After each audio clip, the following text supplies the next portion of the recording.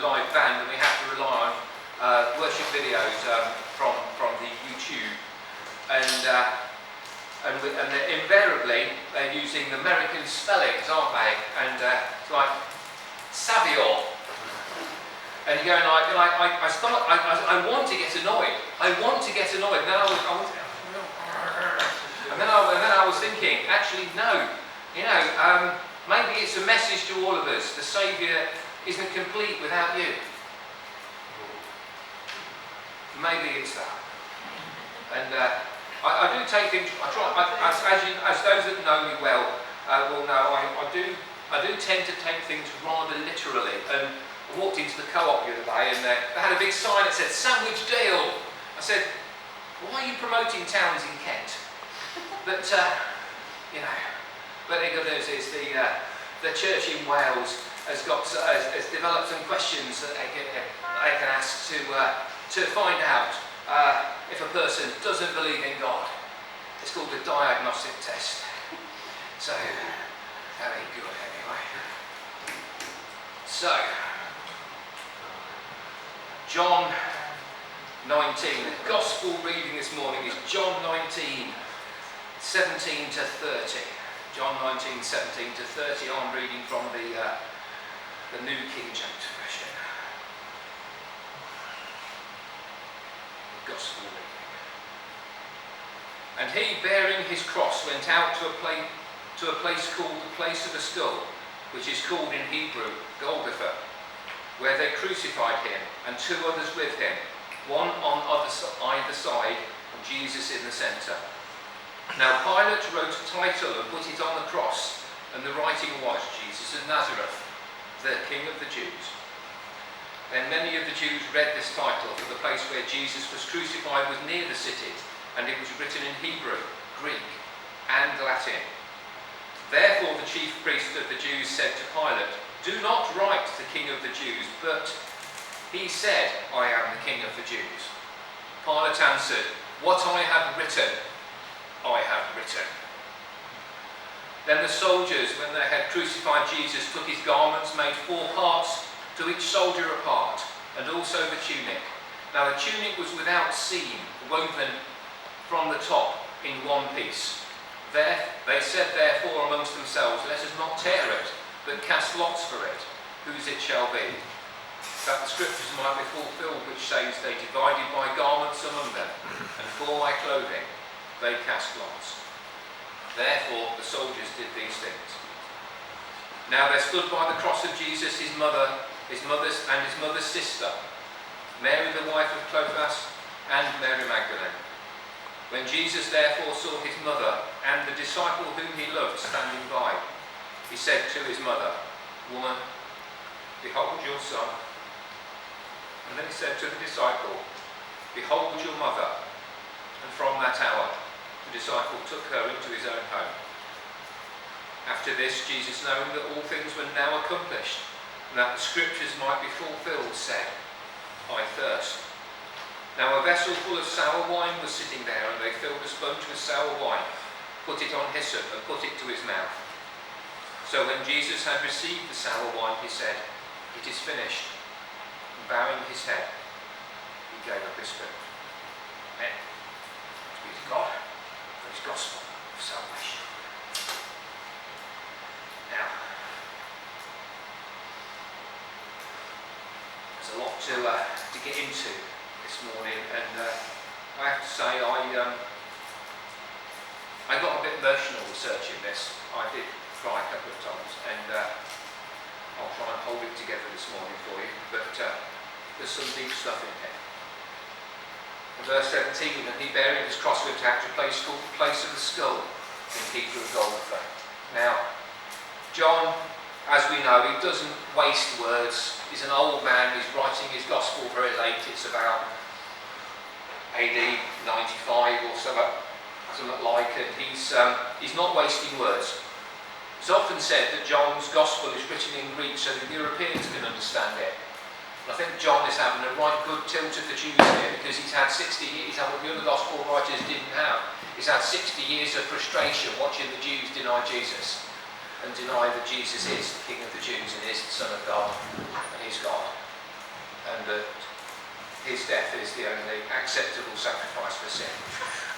It must have been awful watching the next year, watching the Passover lambs being slaughtered unnecessarily in the temple, because that was actually rather, what you might say, pointless, because Jesus had become the Passover lamb for us in AD 33. So what was the point from AD 34 onwards of killing lambs?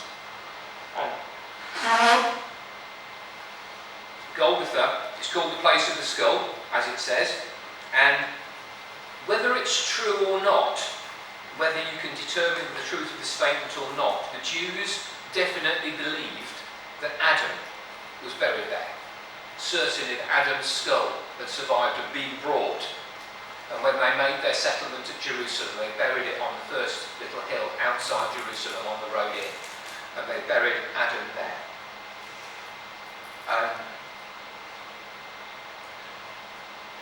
It's also, if you look at the maps of the description, it's where Abraham took Isaac when God said, go and sacrifice your son. And it's where God helped Abraham when Isaac asked every father's worst question. Dad, hello Dad, I see the fire, I see the firewood, where's the sacrifice? And Abraham turns to him and says, God himself will provide the lamb for the sacrifice. So there you have this tableau. You've got Jesus on a cross, suspended a little bit above earth, not much. And he is shedding his blood over the grave of the original sinner and over the place where Isaac was substituted by the sacrifice that God provided then, and then by the sacrifice that God provided that day in AD 30. We move slightly on to Pilate writing his title, because Pilate has come on, hasn't he? Pilate has come on through the day of the trial and the attempt to get Jesus released. He's come on from, who do you say, who are you who they say you are? You're a bloke. He said, behold the man, and he's gone, do you want to sacrifice your king? He said to the people. Now he's saying the king. If the king of Swaziland was here, and I said to a Swaziland citizen, I would use the expression your king to show that the guy is a king, but he's not my king. Whereas if Charles walked in, I might say the king. And so by saying the king, Pilate is making a statement about the change in Pilate. And Pilate's one of Pilate's questions to Jesus, what is truth? And I believe that Pilate has just answered that question. The truth is that Jesus is the king. Pilate knew it. He'd come to know it then. He'd come round full circle. What I have written stays written. I'm not going to write he said he was the king. I'm going to write that he is the king. And he wrote it in 3 languages. He didn't just want the Jews to understand that they knew that Jesus was the king. He wanted everybody who might walk past that day to understand that this man is the king of the Jews. He wanted everyone to understand. He knew the truth. His mind was made up. He accepted and believed who Jesus is. And he made that statement of who Jesus is. And that's our challenge today. Have we made our minds up about Jesus? Can we make a statement about who Jesus is? The certainty of Pilate. Soldiers who had crucified Jesus took his garments and they cast lots for him. He's not having a good day. His wife's turned into a pillar of salt. Now he's being cast over the garments there. But that's one thing we do know about crucifixion and about this, and it's written here. It's written here that they took Jesus' garments, and we know that Jesus died naked. It's obvious Jesus died naked. The Church of England, God bless them, is having a bit of a crisis about language and liturgy, and they want to, and they think about, is it offensive to call God Father and stuff like that? I tell you what, I can't determine the gender of God himself, but I know one thing. I know that Jesus is male, fully male, with a full set of equipment, because the Jews and the Romans had no reason to promote him as special. You know, if there was anything wrong with him, if there was anything wrong, what you might call physically, it wasn't a male, believe me, the Jews and the Romans would have said, you know, they would have said, it would have been recorded. There were plenty of recordings of this stuff that weren't exactly pro. There were base factual stuff saying that this guy was crucified on this day. You know, we're more certain about what happened to Jesus on this day through impartial historical writings than we are of almost any day in the life of Julius Caesar or William Shakespeare. We know what day it happened, and we know what happened. Anyway, Jesus he knows he's dying. He knows he's coming back, but he knows also that he's coming back for only 40 days. He's got a little 3-day holiday in a nice warm climate, and he's coming back, but only for 40 days. So he's a good son, a good lad, and he's sorting out his earthly affairs. You know,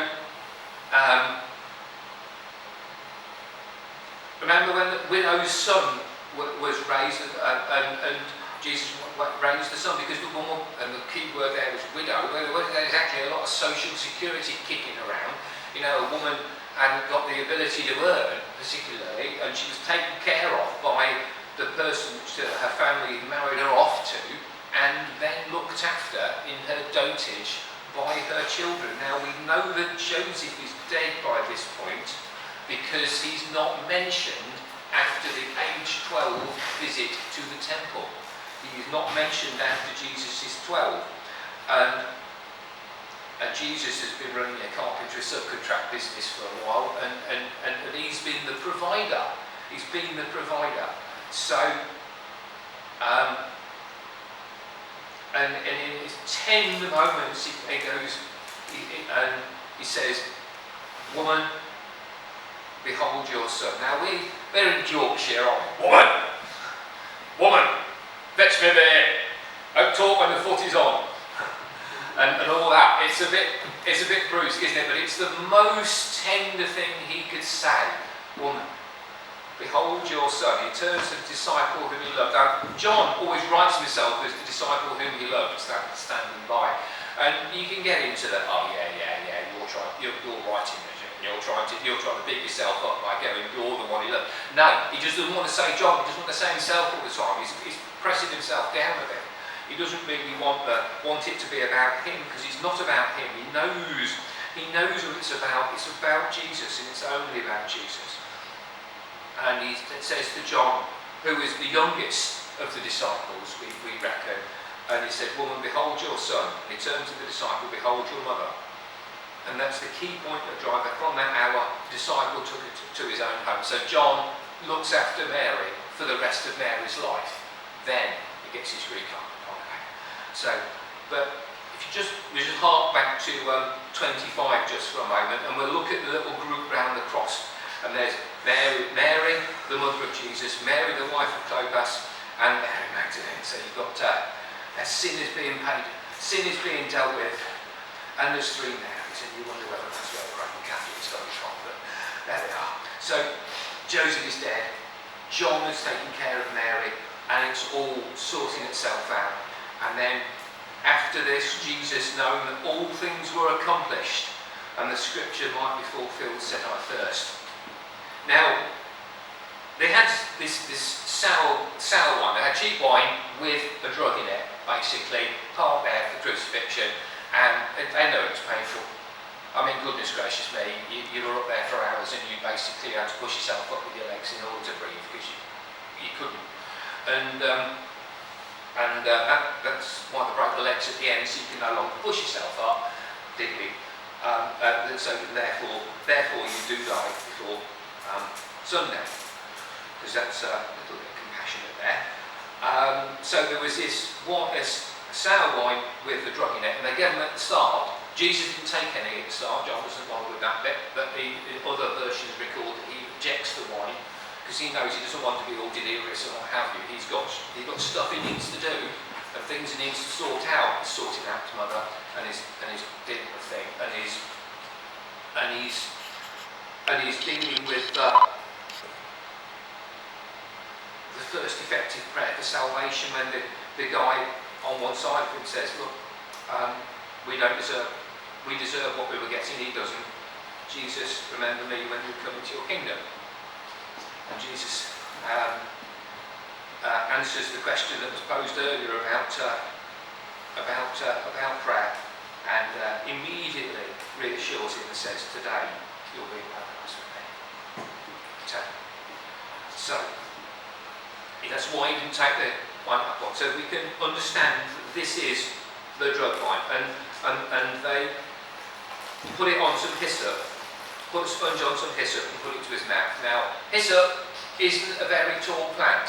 It's not a very tall plant, and it's not that strong. So if you'd got hyssop that was long enough to get up to the standard picture of a cross, which is quite high, and Jesus' feet on the pictures that we've got, the particularly Victorian ones, are quite high over the heads of the people, and he's high on a hill, with or without the lonely goat herd, and he's high on a hill, and he's not at all like that, we now think. We now think he's actually right by the side of the road, on the way in, as a discouragement, sort of Romans going, well, don't cross us or you'll get one of these, sort of down there, and it's low down enough. Now, logic, and I'm good at logic, as you know, logic tells you, if you're going to break the guy's legs, Clive was on a step ladder earlier on, trying to get up to the projector to push back buttons at the back of it, to get it to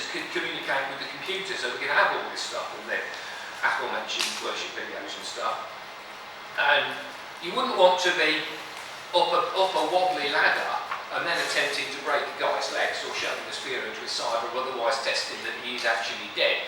You would want him to do that from lower down. So the cross was lower because people were saying, well, it couldn't have been hyssop, because hyssop couldn't have coped with being raised up that high with a sponge on it, would have bent over and stuff. But it is hyssop because the cross was lower down than we thought. Now, in Exodus, during Passover, in instructions, when they're painting, interestingly, 3 blood marks on the 2 sides of the doorway and on the lintel, they're instructed to use hyssop. So this is a hark back to the Jews again. This is John digging in there going, look, this all ties back, lads. You can't say that with every prophecy and every reference in the Old Testament, it's all fulfilled in this guy. You can't say you're still waiting for the Messiah. You're never say that. He is the Messiah. He is the real deal. And so hyssop, they lift his wine up on hyssop and he put it to his mouth. He said, so when Jesus had received the sour wine, he said, it's finished.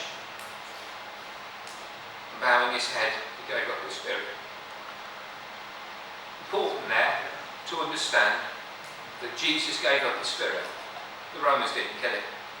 He gave up his life for us. And the Jews didn't kill him, the Romans didn't kill him.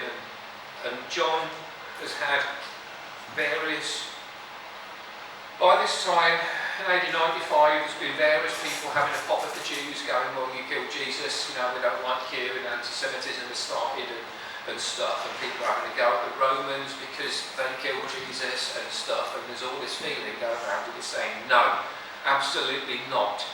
He gave up his spirit. And when earlier in the Gospel it's got Jesus saying, no one takes my life from me, I have the right to lay it down and the right to take it back.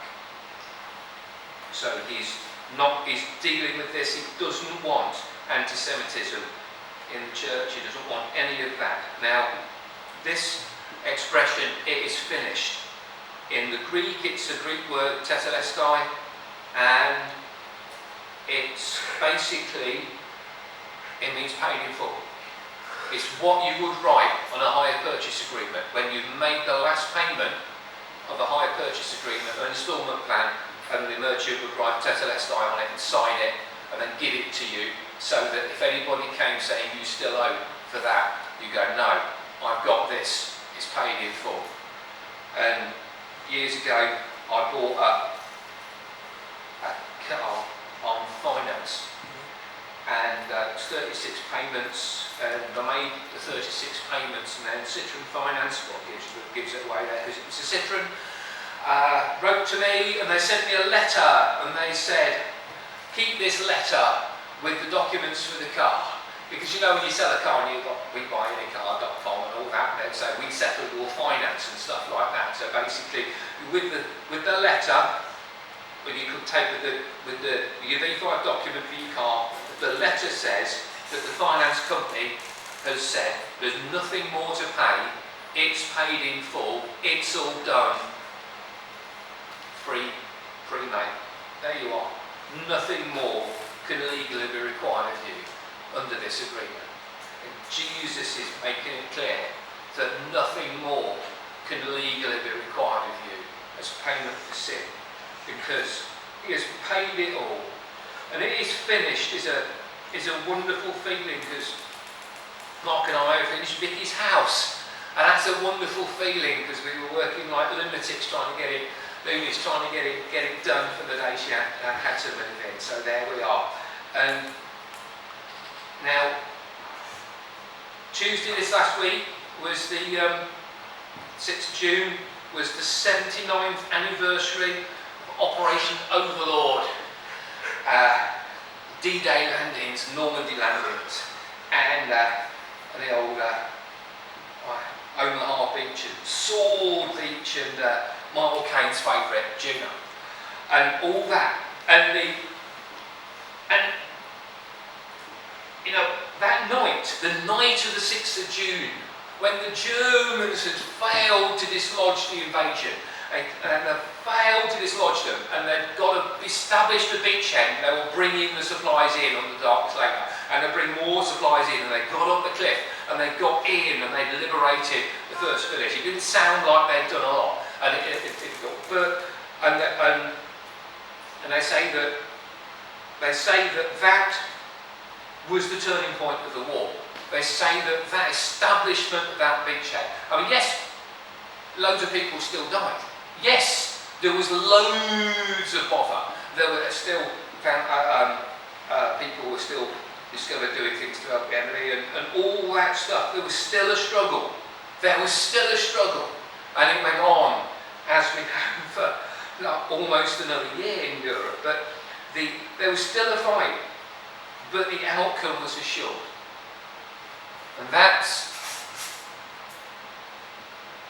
the message of the crucifixion. There might still be a fight, and there might still be trouble in our lives, but because of what Jesus did on that day in AD 33, believe me, the outcome is assured. Amen.